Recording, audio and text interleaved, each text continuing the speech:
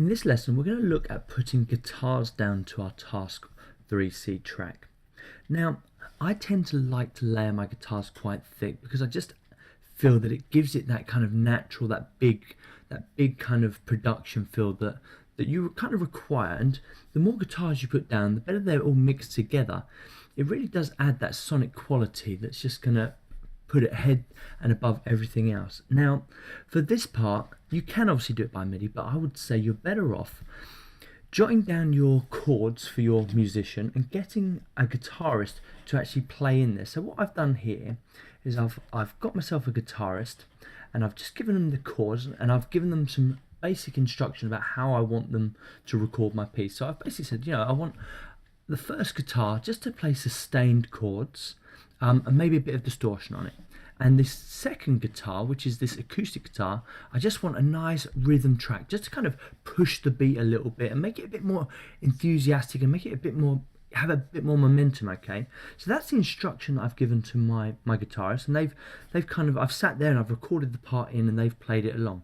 Now, this is okay. If you're not a guitarist, that does fit into the specification. You are allowed to use other musicians for this particular part, as long as you are guiding them and you are doing the recording and you are giving them the instruction that needs to happen, okay?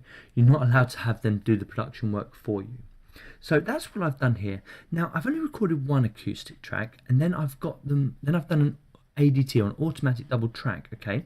So on this second part, I've just added a bit of delay to the actual piece. So I've come into here, so it's track 2, come into this drop down and I've gone delay, and I've just gone -48, which is about 80 ticks or -50 milliseconds. After that, I've just panned the tracks hard left and hard right, and that's just going to give it a really full sound, both in the spectrum of the left ear and the right ear. So let's just start by listening to what we have with this. Oh, and it's done to a click track also. It's really important because everything else I've done so far has been done to a click track. It's really important that this is done to a click track as well. Okay, so depending on the musician you get, they may need to do a bit of practice on this.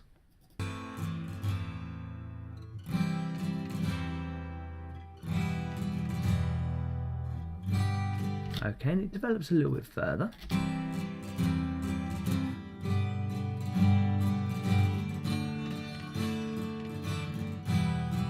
And that's quite a nice clean. I've still got to do my production on it, so I've still got to mix it in with the actual track. So all I've done so far is just added the levels, added the pan, okay, and I've also put in a bit of my reverb.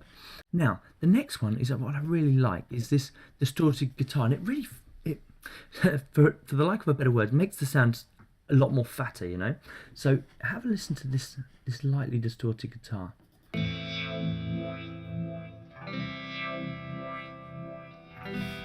Actually, forgot to say, I've also put the auto filter on it as well to make, that's what that sensation is, of that phaser effect bouncing from the left ear to the right ear. So sorry, without the phaser effect, and once again I've put a bit of reverb on it as well.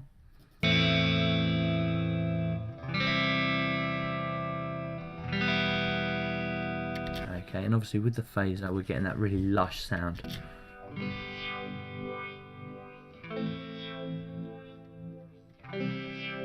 And that works both with the phaser and without, but because this is a music technology based one, I really wanted that bounce and that phasing, so that's what I've gone for there. Now I've mixed these three parts together, and once again I probably will add some more layered guitar on that as we get to that point, but this is what I've got so far. It's also important to say that this has changed the dynamic of my piece quite a bit, to the point where I'm thinking actually my guide vocal is not appropriate anymore, and I need to kind of rethink that as well.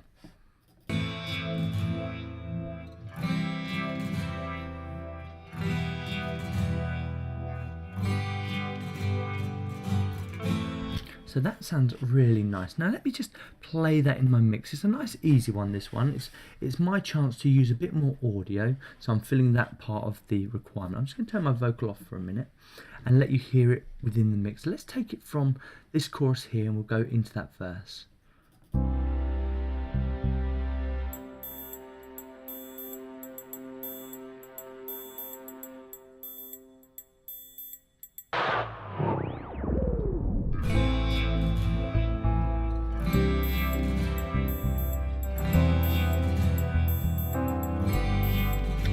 And as it goes on, it does develop a lot more. So let me just play a little bit more of this before I let you guys crack on.